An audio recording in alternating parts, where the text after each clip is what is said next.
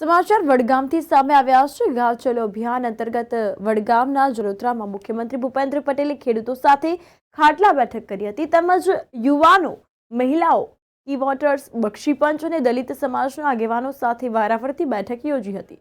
જય શ્રી રામના જયઘોષ સાથે મુખ્યમંત્રીનું ઠેર ઠેર ભવ્ય સ્વાગત કરવામાં આવ્યું। જલોત્રા ગામના તમામ સમાજોએ 100% મતદાન ભારતીય જનતા પાર્ટી તરફી કરવાના સંકલ્પ લીધા હતા।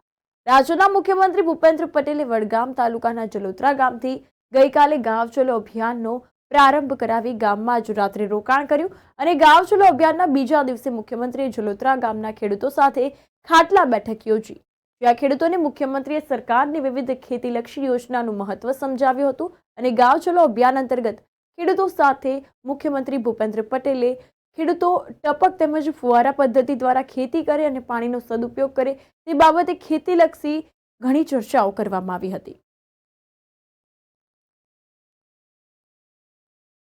રમીલાબેન મેવાડા એ મારા ઘરે આજે સીએમ સાહેબ પધાર્યા।